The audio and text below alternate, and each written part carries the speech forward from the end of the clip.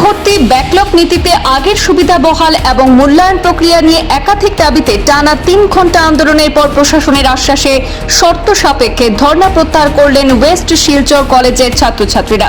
তবে 4 দিনের মধ্যে দাবি পূরণ না হলে ফের আন্দোলনের হুঁশিয়ারি দিয়েছেন বিক্ষুব্ধ পড়ুয়ারা।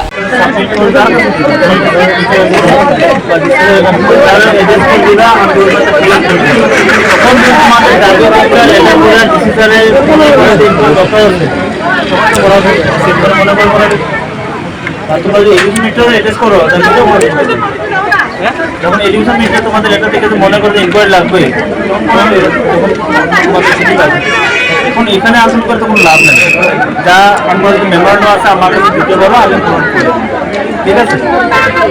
তখন যদি ইনকোয়ারি করতে আমার দেয় আমি যেতে পারি, সিম্পল কথা থাকবে, ঠিক আছে।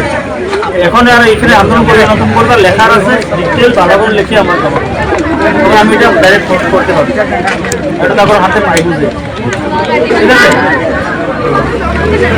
দেখো তোমাদের অনেকের মার্ক বাড়বো আমি এটা বুঝতে পারছি, ভুল হয়েছে ভুল করলে খবর না। যদি এর আগে রিজাল্ট না আমরা স্যার কলেজ কর্তৃপক্ষ আমরা সবার ফ্রি লিখতে লাগবে, এর আগে না দিতে লাগবে, আমরা কিরকম দেখো কলেজ কর্তৃপক্ষ গভর্নমেন্টে ওরা মানে আমি এইখানে তোমার দাও গভর্নমেন্ট যেটা প্রবলেম সলভ হবে। এখানে বলে থাকলে ভাই প্রবলেম সলভ হবে, প্রবলেমটা তো সলভ করতে হবে।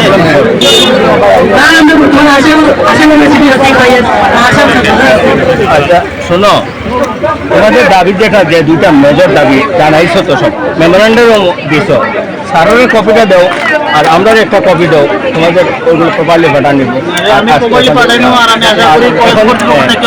আজ বৃহস্পতিবার সকাল 11টা থেকে ওয়েস্ট শিলচর কলেজে বিক্ষোভে সামিল হন ছাত্রছাত্রীরা।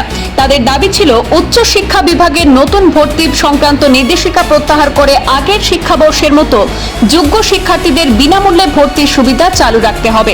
পাশাপাশি পূর্ববর্তী সেমিস্টারে ব্যাকলগ থাকা শিক্ষার্থীদের জন্য আগের নিয়ম অনুযায়ী সুযোগ বহাল রাখারও দাবি তোলা হয়। এছাড়াও আসাম বিশ্ববিদ্যালয়ের পরীক্ষার খাতা মূল্যায়ন প্রক্রিয়ায় কথিত ত্রুটি দূর করার দাবিও জানানো হয়েছে। টানা প্রায় 3 ঘন্টার আন্দোলনের পর ঘটনাস্থলে পৌঁছান সার্কেল ম্যাজিস্ট্রেট। আন্দোলনরত শিক্ষার্থীদের সঙ্গে আলোচনা করে তিনি তাদের দাবিগুলি ঊর্ধ্বতন কর্তৃপক্ষের কাছে পৌঁছে দেওয়ার আশ্বাস দেন। এরপর ছাত্রছাত্রীরা শর্ত সাপেক্ষে ধর্ণা প্রত্যাহার করেন। একই সঙ্গে মুখ্যমন্ত্রী, শিক্ষামন্ত্রী এবং কাছাড়ের জেলা শাসকের উদ্দেশ্যে স্মারকলিপিও জমা দেন। তবে শিক্ষার্থীদের স্পষ্ট বার্তা, আগামী 4 দিনের মধ্যে দাবি নিয়ে ইতিবাচক পদক্ষেপ না নেওয়া হলে তারা আবারও গণ আন্দোলনে নামবে।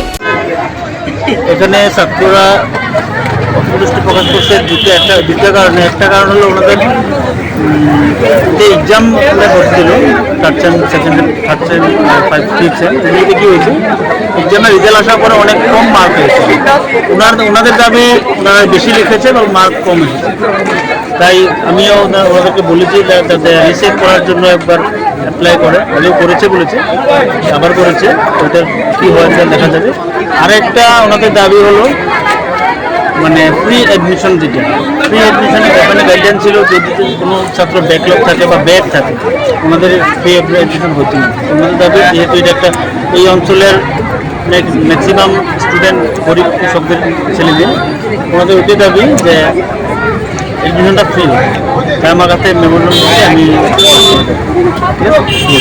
আমরা যেটা আন্দোলন করেছিলাম, এই আন্দোলনের পরে আপনারা এখানে আমরা ডিসি স্যার আসার জন্য আমরা দাবি জানিয়েছিলাম, কিন্তু উনি আসতে পারেন নাই। ওনার প্রতিনিধি হিসাবে আমাদের সার্কেল ম্যাজিস্ট্রেট পাঠিয়েছেন, উনি এসে আমাদের আশ্বাস দিয়েছেন যে আমাদের যেগুলো দাবি ওগুলা উচ্চতম কর্তৃপক্ষের কাছে পাঠিয়ে দেবেন, আমাদের দাবি ওগুলা মানে পূরণ করে সম্পূর্ণ চেষ্টা করবেন এবং আমরা সময় বেঁধে দিয়েছি।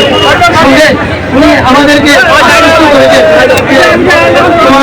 তোমাদের দাবি মেনে নেওয়া হবে এবং আন্দোলনটা আজকের দিন আমরা চাল করেছি এবং ওনার কাছে আমরা লিখিতভাবে মেমোরান্ডাম দিয়েছি রাজ্যের মুখ্যমন্ত্রী, education minister, state council secretary এবং আমরা ডিস্ট্রিক্ট কমিশনার এবং আমাদের কলেজের প্রিন্সিপাল স্যার সবাইকে নিয়ে আমরা একটা মেমোরান্ডাম দিয়েছি। আপনাদের দাবি পূরণ না হলে কি আবার আন্দোলন করবেন?